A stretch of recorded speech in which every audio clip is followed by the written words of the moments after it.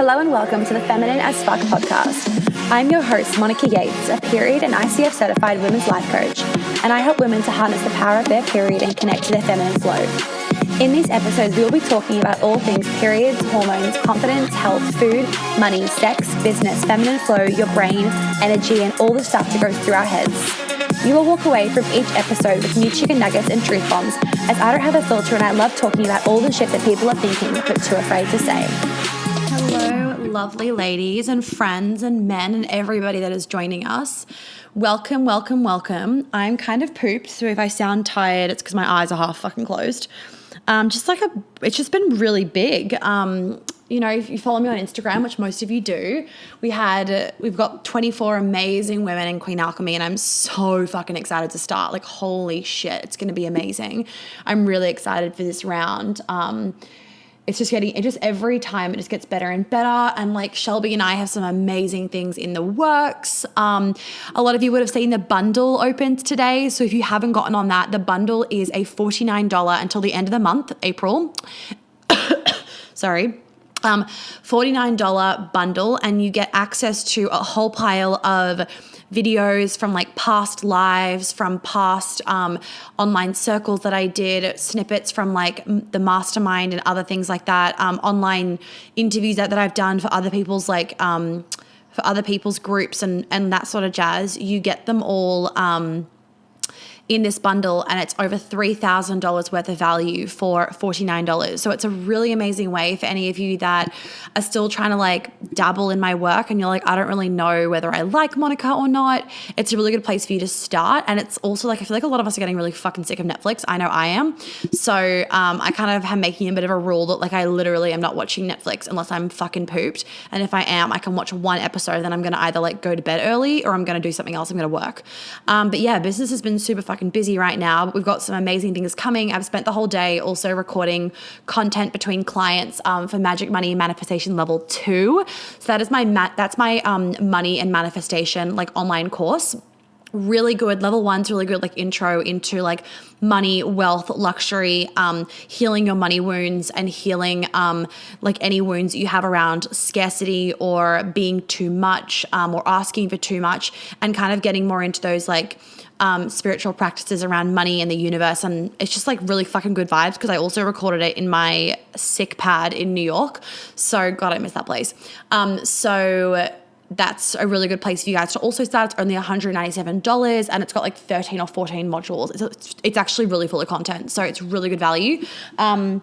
And I like kind of doing that because I'm feeling like you guys get good intro stuff to me then to then see whether you want to be investing in that higher level and getting those next level results. Because obviously with those online courses, it's nowhere near like working with me in like a live container. But yeah, I'm recording level 2. So I've been doing that today, and recording content is actually really fucking exhausting. But what we are getting onto now is Sisterhood Wounding. So this is what we're talking about today. And I've got one of my clients on, and she suffered a lot with Sisterhood Wounding. And that was one of her biggest breakthroughs that she did with working with me for a while. And now she's in the certification, becoming a coach herself with Sisterhood Wounding. So it really blocked her confidence and her ability to like show up as her full self. And she didn't want to be too outspoken, X, Y, and Z. And I think this is really important for you guys to hear from another person's perspective, because I understand that a lot of you can think, well, Monica's naturally very confident, so like I'm not that. And I want to say that I like hear you and see you, because I am naturally very confident, and I have been. I have suffered from sisterhood wounding, but I'm so fiery that I don't give a shit at the same time. So it's this combination. And so it's really nice to hear Scarlett come in. And with Sisterhood Wounding, guys, like I want you to fucking take a piece of my fieriness. Sisterhood Wounding is basically, if you don't know it, it's basically wounds around women stabbing you in the back. It's wounds around being too much, women thinking you're too much, women putting you down. It often shows through self-sabotage, like not wanting success because you actually don't want to be put on a pedestal by your friends. You don't want to be looked down upon, or you don't want to be looked up to by your friends. I even suffered with that. I suffered with sisterhood wounding more so actually when I first started my business, not in school per se, but like I had all the usual school drama. But I then suffered with it a lot when I was quite a bit actually, when I first started my business, because I actually had like girls from school that I thought were quote unquote friends, but they weren't. And I actually talked about this in like episode 3, I think, about like tearing other women down. And I had quite a bit of it when I first started my business, very behind my back, but I could tell that it was happening and it was quite obvious. And I'm not actually friends with anybody at school anymore except for one friend. I'm friends with some of my really good friends still from when I was living in Sydney. We still like keep in touch. And when I was living in Sydney, I went to school in Sydney for 7 years. For any of you that don't know, basically I grew up in New York. Then I moved to Sydney. I've spent equal amounts of time in New York, Sydney, and Melbourne. 7 years New York, 7 years Sydney, 7 years Melbourne. And then back to New York, lol. So when people say, where'd you grow up? I'm like, I don't actually know. Like I've split it 3 ways. So in Sydney, I made some really good school friends and I am still friendly with them, but I'm not friendly with the friends that I made in Melbourne except for one, because we lived in New York together. She was actually in New York when I was there and we became really close. And that was really, really nice. Shout out to Francie. So she's probably listening to this. So I suffered a lot with sisterhood wounding when I started my business because I had girls tearing me down, and it was from jealousy. A lot of sisterhood wounding actually comes from jealousy, especially if you are really like in your power and if you want great things and if you work on yourself. It can actually be from bitterness and jealousy from these women. And it was jealousy because I chose to leave the bubble in Melbourne. I went to a private school and everybody just does the same shit when they leave. Most people do. And I remember when I came back from my gap year, so I was already put on a pedestal, which I didn't want to be put on when I was on my gap year, because like I was one of the 3 girls that went out of our year group. No one does gap years because like, especially in Australia and from private schools, because you're very like, gap years looked down upon basically. From schools, and my school especially, they don't want you to go on gap years. They want you to go straight to uni and become a doctor. And like, that was just not my fucking vibe. Thank God I didn't do that. Anyway, and so I was already treated differently when I came back. And it was very obvious to me because when I went traveling, it was very obvious who was my friend, who wasn't, because I had a few people that would stay in contact and the rest wouldn't. And then they'd all be obsessed when I came home. Like, oh my God, Monica, I missed you. I'm like, no, you fucking haven't. I've been away for a year. You haven't missed shit. And for me, it was just like, it was very surprising. Like, I'm someone that wants to always grow, and I came back and it was like the same music, same clubs, same doing everything. So I wanted more for myself. So I moved to Sydney. And this is, by the way, this is not shaming the people that are like still doing the same things. I do not, like, if that serves them and if they're happy, then that's great. But what was happening was there was judgment. And it's kind of like when people, what I sometimes see, and it's going to be controversial, but this is not coming from a mean perspective, but something that I do actually want to voice. It's like people are judged now for, it's like, okay, so they used to be like, let's use gay and straight as an example. People used to be judged for being gay, and now people can be judged for being straight. It's like, guys, we need to just have no judgment everywhere. Like that's what we need to have. So there's no judgment if you are still in the Melbourne bubble in Australia, no judgment. And there should also be no judgment if I chose to move to Sydney and start a business. But what was happening was there was judgment. So there was judgment for me moving because there was jealousy that I was starting a business and that I was running a successful business, that I moved out of home quite young, that I was living in Sydney, and it was obvious I was living a good life. Like, I lived by the beach, I was making great friends, like X, Y, and Z. It was also like challenging because I had a really bad ski accident. So that was also not fun. So there was challenging moments, but you know, it was jealousy that fed this need to tear me down. And I could feel that. I really could feel that tearing down. And so what can then often happen is, for a lot of women, and I definitely want to say also me included a little bit, there can be fear around actually having success. So basically it's like your brain is like, well, if this is what's going to happen when I'm successful, why would you become successful? So it can actually cause a lot of self-sabotage for women with success, or with, having amazing things and calling amazing things into their life, because on some level they're worried that they're going to be made fun of or teared down by their friends. And I was teared down and made fun of and ridiculed behind people's backs, and they thought that I didn't know, but it was fucking obvious to me. And I want to say with sisterhood wounding, it shows more about the other person than it does about you, ladies. Always, always, always. But the way that it will show up, for anyone that's wondering, is like fear around group work, fear around being in large groups of women, self-sabotage around your career and work, or just like self-sabotage around asking for too much or having quote unquote too much. There's no such thing as too much, FYI. The universe wants to give and it wants us to receive, and we're shit receivers, so we need to get better at that.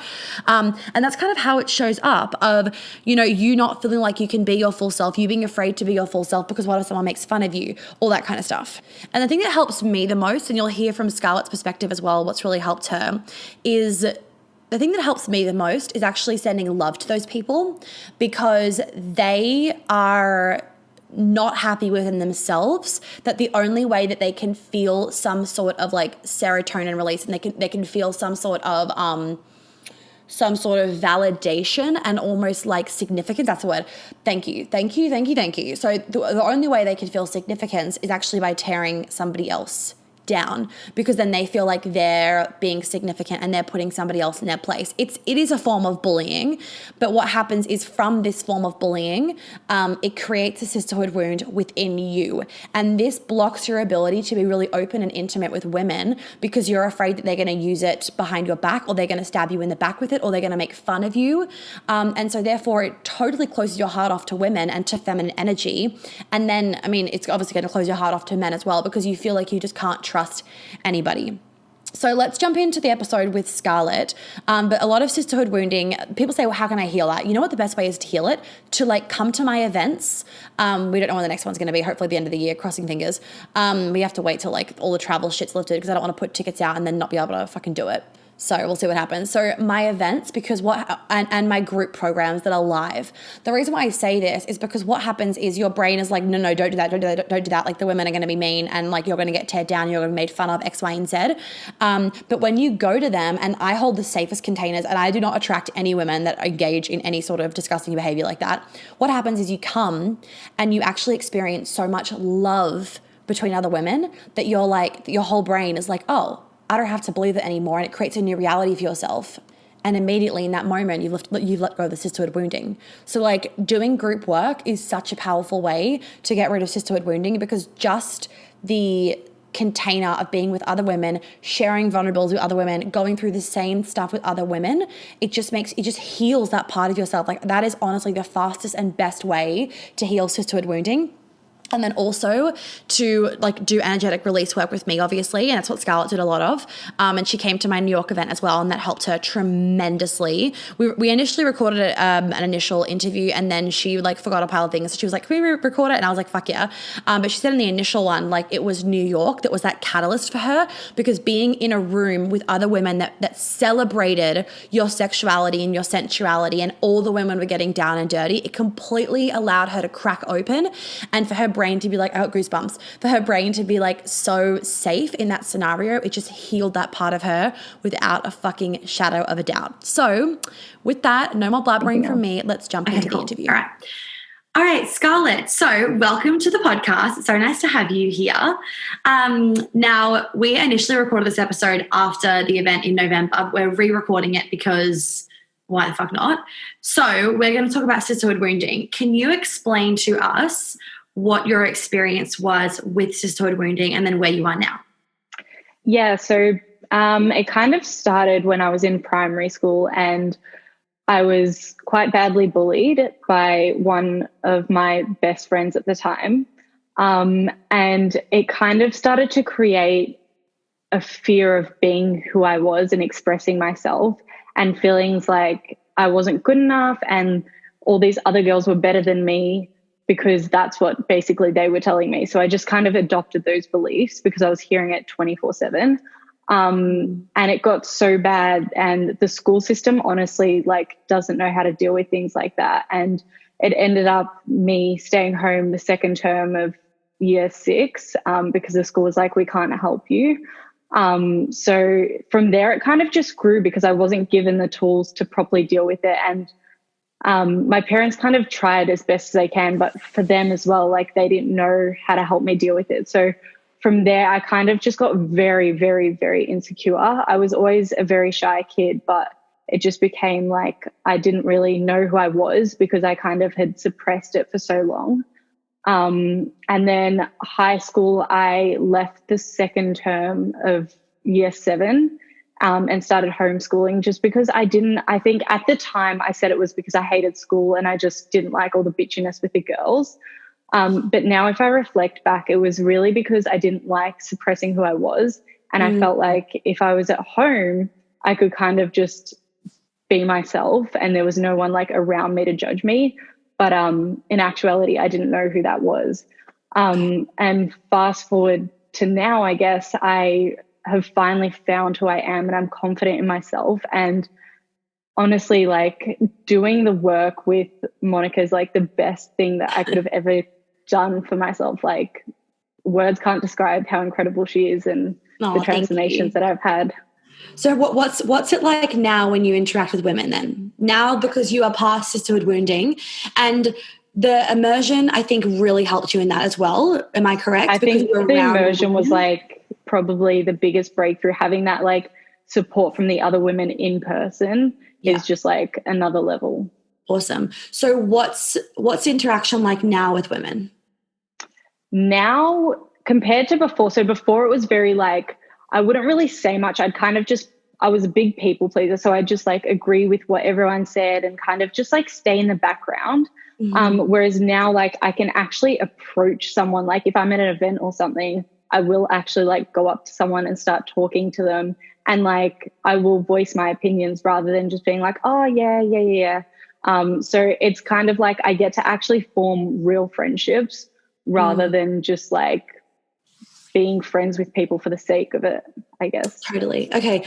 And what else have you found like has changed in your life since you've gotten rid of that sisterhood wound? Because honestly, it like destroys you when you feel like you can't be yourself around other women. Honestly, I think my whole life has completely changed. Like I never used to want to leave the house, and now like I actually like leaving the house aside from being in Manchester because I don't love it here. But like, and we're all in lockdown now, so now like the house has to be fucking good. I'm like, this is just my life normally. You're one of the memes that like on Instagram of like introverts, and then now with the lockdown, oh, I've been doing this my whole life. Like I've prepared for this or whatever the fucking memes are. Literally. But now I actually like, I enjoy going out and like, I don't second guess every little thing I'm doing. Like it got to the point, it was so bad. It got to the point where like, I would just like change like 10 times before I left the house. Cause I was like, oh, what will people think if I wear this or this? Like, I don't want to be like too much, or I don't want to be like the slutty one, or like, I don't want to be too conservative. So like, even just something as small as that. And like being able to go out and like, just fully let go and like, just be myself is, I can't explain like how amazing that feels. And like, just being able to fully like express who I am, even with myself, like, I don't know if that makes sense, but like, I just didn't feel comfortable being myself because I thought like, oh, this person's going to judge me, so I better not be myself at home because then I'll kind of get too used to it, if that makes sense. Okay, amazing. Were you in a relationship when you had the sisterhood wounding? No. So because I had kind of isolated myself so much, I actually was never in a relationship until I moved overseas. I never dated because I had isolated myself so much, and that was just so like vulnerable to me, and to be vulnerable was like, I couldn't do that. Yeah. Okay, cool. So what is your, or what was your, or still is actually would be your definition of like what sisterhood wounding is based on your experience? I would say it's really like women tearing down your sense of self, really, and you allow it too. So it's like women attacking you because they don't have the confidence in themselves, and then you allowing them to attack you and tear you down because you don't have the confidence in yourself. So I think it's like a lack of confidence from both parties, but then as a result, the other party gets to kind of feel more confident. It's not even really confidence. Yeah. And then your confidence gets torn down more and more until you don't know who you are anymore. That's a great definition. Okay. So what were some of the other things that you wrote down that you wanted to talk about? So I know last time you asked me about money. Oh, yes. And I kind of had this download of like, shit, like I was blocking myself from money for so long because especially when I started my business, because I was afraid to take the aligned action I needed to show up in the way that my clients or potential clients needed me to show up. And so because I wasn't doing that, because I was so afraid of judgment, I just wasn't showing up how I should have been. And so obviously, like, clients aren't going to come to me when I'm not showing up and providing value, when I'm not showing up on my stories with my face, like all of those little things. And like, obviously people can sense your energy. So if I'm showing up in an energy of like, oh, I really want to say this thing, but I'm just going to like hold back because I'm afraid, they're going to sense that. And like, I wouldn't hire a coach that can't even show up as herself. So why would someone else hire me? Isn't it crazy how sisterhood wounding, something from like school, can fuck your whole life and your business and your money and your relationships and even like your health, your wellness, everything, if you don't deal with it? 100%. And the craziest part is like, until I started working with you, I didn't even realize that that's what was like basically creating my entire reality. And that's what I was living from. And it was something that had happened when I was like, 11, 12. But I was creating my life now from that space, which is just crazy. Totally. But now you're a new woman, so it's all fine. Okay, that's a great download about the money. What were some other ones that you wrote down? I'm interested to hear.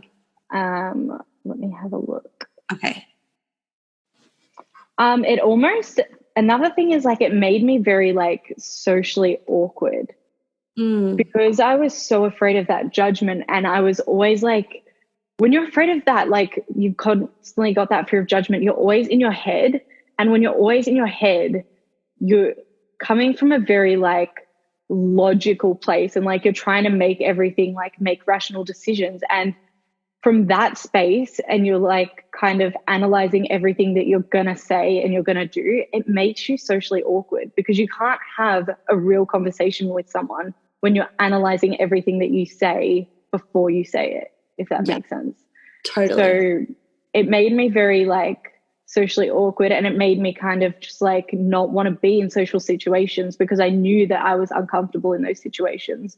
So I would just isolate myself. And I always thought that I was a very like, I didn't need a lot of social interaction. I always thought that I was like someone who really, really liked her alone time, until like recently I realized actually I thrive off of like having friends and spending time with friends and being in social situations. It's just because I didn't trust myself enough to be in those situations. Yeah, most people thrive when they're with other people.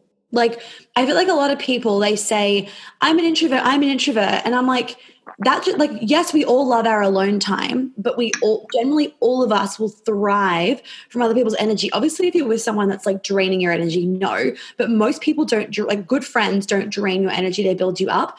And like, you have the best times in your super high vibe. So I feel like everyone needs to reflect on like, am I actually an introvert, or is that like a facade that I'm wearing so I don't have to face the outside world, basically? 100%. And that's something I was definitely hiding behind. And I think there's a lot of things that society tells us like that, and that's kind of like seen as like almost cool these days, that people kind of hide behind, and they're like, oh, I'm just an introvert. But like, actually there's a lot of like wounding behind that. And that's just a mask that you're hiding behind. Labels are just dumb, full stop. Okay. So what do you feel like, out of interest, what do you feel like was the biggest thing that like gave you that catalyst to be like, holy shit, like this is where it's from? And then moving through that. I think I heard you talking about sisterhood wounding. Maybe it was on your podcast or Instagram or something.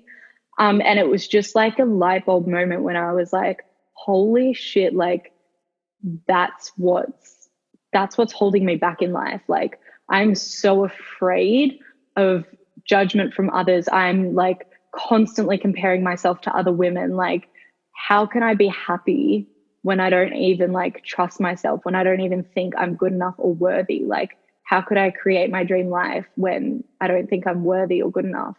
Totally. And so from there, it was just like, yeah, I'm all in. I have to do the work to clear this. Makes sense. Have you found it easier to make friends since doing this work? 100%. And I've also realized that like, for me, it was like, oh, how am I going to make friends? Like, it's just, to me in my head, like it was something that was such a hard thing. Like, people have friends from school and like, that's how people make friends or work. whereas like my situation was a little bit different. But now I've realized that like there's so many ways to make friends. And like the New York event, like I met some really amazing women, and like through Instagram, like you meet amazing women and you end up meeting up. And it's just like there's so many ways to meet amazing women and like-minded women, and you don't have to overthink it. It just kind of naturally happens now. Totally. I've met people, like I was in New York and I was talking to a barista one time, and she was a doula, and then we ended up catching up for coffee and like became friends. Like you just got to put yourself out there and be open to it instead of being like a closed book all the time, because you never know. 100%. And when you're in that state of like kind of reserving yourself and not allowing yourself to be true to who you are, no one's going to want to come up to you and talk to you and like start a conversation. Yeah, because you're not radiating, but like when you are in alignment, you fucking radiate. Exactly, and everyone wants to be 100%. What were some of the other things? Anything else that you wrote down? I also wanted to touch on too that I think a lot of women see themselves as a victim of bullying. And I'm not saying that the bullies are right and that it's all your fault, but you also have to stand back and like look at how you allow them to do that to you. Because I think when I realized that I wasn't a victim, everything changed for me. But when you're stuck in that state of victimhood, you can't heal, you can't forgive, like you can't change your perception of things. So you have to really look at like the fact that you aren't a victim and you did on some level allow them to do that. And it's also like a good reflection of like, okay, why did I allow them to do that? And how can I change so in the future that doesn't happen to me again? Yeah, because you only allowed it because of your wounds. Exactly. Like if you didn't have those wounds, then you wouldn't have allowed bullying, or you wouldn't have attracted it in, as bad as that sounds. And then once you heal those wounds, like healing the bullying is so easy, because those beliefs have been installed into your brain because of the initial wounds from generally your parents. That's why going back all the way to the childhood stuff, like fucking fixes your business issues, because everything's so related. Yeah. And I think too, like you said, it comes from your parents. I think for me, it came from my mum, because my mum was bullied as a kid. And so she was really insecure as well. So I think I kind of picked up on that. And so I allowed them to bully me because I was like, oh, like they're better than me, or I'm not good enough, or I'm small, like I can't stand up for myself. Yeah. Yeah. Totally. Especially too, because I was always told like you're a really shy kid. So I was like, I can't stand up for myself. I'm shy. Interesting. Yeah. It's funny how like when you're told like, oh, you're shy, you're just an introvert, like, oh, that's just the way you are, you really believe that. And I really believe that you can actually change your personality. Like 1,000% you can change your personality, or at least become like a more healed version of your personality. Because like, you know, Enneagrams. Do you know what Enneagram you are? I think I did it for Baba, but I can't remember. All that stuff confuses me. Yeah. So I'm an 8, for example, and 8s generally get seen as being a bitch. And at school, people were always afraid of me. And I didn't realize that until like later on, like year 12. And someone said to me, you know, people are actually scared of you, Monica. And the reason why they were scared of me wasn't because I was actually a bitch. It was because I had really strong boundaries. But what I will say is like with the Enneagrams, with like your personality type, like you can be a very wounded 8 and then you can be a very healed 8. So like, for example, back then, whilst I had strong boundaries, sometimes I didn't even let people have human moments because my boundaries were so strong. And now I've moved to a more healed part where I still have really strong boundaries, but I also let people like have their human moments, make mistakes, and I don't shame them for it. Whereas back then I was like a bit cold and would not let people cross their boundaries at all. And so I could see how I was taken as a bitch, but that was like a wounded version of me where I didn't know how to like draw boundaries in a very curious, warm, friendly way. So I really believe that like no matter what your personality is, you can fucking change it to be a more healed version of yourself. Whether you've been told that you're shy or that like, oh, that's just the way you are, you're just cold. Like I always thought, oh, I'm just cold, but like now I'm not cold. So like that's fucking bullshit. Yeah, you can change yourself basically. 100%. I'm not the same person that I was like before I moved overseas or even like a year ago. You can definitely change your personality. Yeah. And I think people get very stuck in like, oh, it's just who I am. But like you can change who you are at any moment. Totally, totally. Any last words you want to talk about, Scarlett, Sisterhood Wounding, or like tips that you want to give? I think the main thing is just like reflecting on why you feel so insecure. Like if you're constantly going to a place of like comparing yourself to other women, like why are you comparing yourself to other women? If you're constantly like in that fear of judgment, why are you afraid of judgment? And usually it comes back to that, like, I'm not good enough. And so I think if you're in that state, you really, really, like, I cannot highly recommend enough doing the work, because if you don't, you're always going to be unhappy. There's always going to be something missing, and you're always going to be searching for the next like quick fix when there is no quick fix. So out of interest, how do you feel like post doing so much work on yourself? How do you feel just like on a general day-to-day basis, like even today, how do you feel within yourself and like within your soul and your personality and body and all that? For starters, I fucking love life now. Like I always dreamed of living like, and I don't even live like a super extravagant life, but like I'm content in the life that I'm living now, which doesn't mean I don't have goals. It just means that like I'm able to enjoy the little things. Like I'm not doing anything like huge today, but like even just like before I got on this call, like I was just dancing in my living room, and that brings me like so much joy. Yeah. And like just those little things that I could never enjoy before. Totally. So like, what's an example of how you'd be feeling on an average day beforehand versus now, like dancing in your living room? Before, I was always fucking tired. Like I just always felt drained. I was like numb. Like I didn't really feel much. And I was just always like, I didn't want to leave the house. I didn't want to do anything. I didn't want to see anyone. I kind of just like locked myself away and just like almost threw myself like a pity party every single day. Interesting. And now you're like celebrating all the little things in life as well as the big things. And now I'm like, I fucking love life. Like seriously, isn't it amazing how like, you know, what's that like thing people say of like, oh, thank God it's Friday, or like, oh, tomorrow's Monday. I'm like, if you're complaining, you need to fix your life, because life is fucking amazing. Like fucking amazing. I'm obsessed.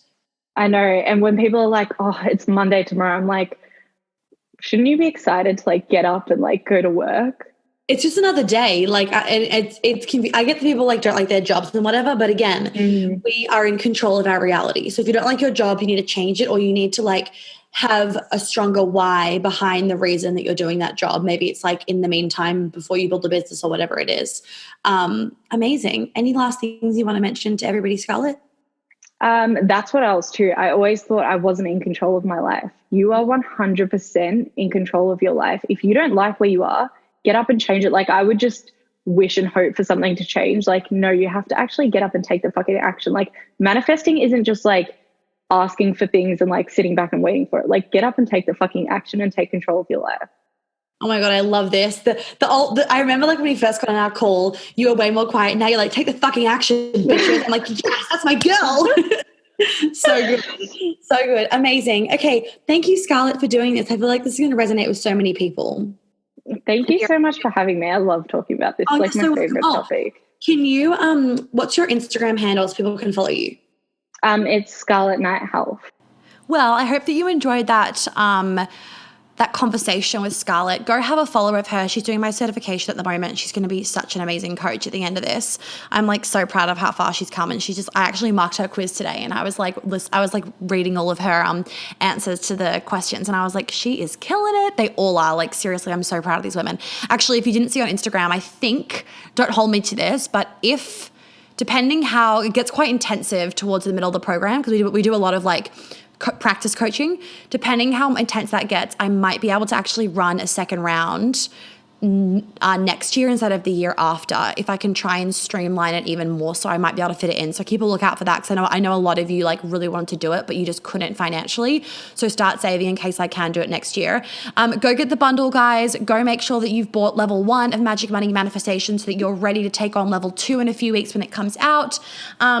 And just keep looking out on my Instagram stories for all of the Italy at home vibes. If you haven't seen that, I've been making Italy at home and just sharing all the good vibes with you guys, and all the sensual vibes and the dirty vibes, very dirty, on my Instagram story. So go watch that.